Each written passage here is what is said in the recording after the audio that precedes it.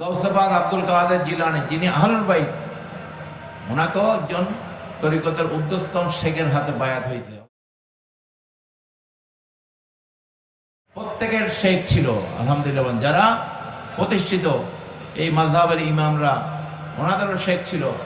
জাফর সাদেক, মুসা Kazem, ওনাদের হাতে ওই জমানার বড় বড় মুহাদ্দিস, বড় বড় মুফাসসিররা গিয়ে বায়াত হয়েছে। সুবহানাল্লাহ বলেন।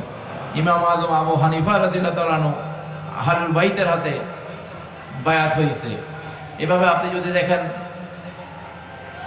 গৌসে পাক আব্দুল কাদের জিলানী, যিনি আহলুল বাইত, ওনাকেও একজন তরিকতের উদ্যোগস্থন শেখের হাতে বায়াত হয়েছে। হযরত শাহ মাকজুমি রাহমাতুল্লাহ আলাইহি।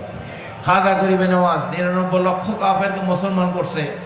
ওনার একজন শেখ ছিল, যার নাম হযরত খাজা ওসমান হারুনি রাদিয়াল্লাহু তাআলা। গৌসুল আজম আহমদুল্লাহ মাইজভান্ডারী, ওনারা উপরস্থ শেখের হাতে, উনি ক্যালকাটা আলিয়া মাদ্রাসায় উনি প্রিন্সিপাল ছিলেন, ওয়াজ নসিহত করতেন। ওনার একজন উদ্যোগস্থন শেখ ছিলেন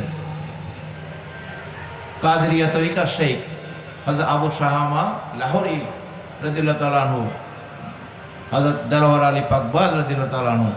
দুইজনের কাছ থেকে উনি কি করেছেন? বেলায়েতের শিক্ষা নিয়েছেন। সুবহানাল্লাহ। তরিকতের শিক্ষা নিয়েছেন।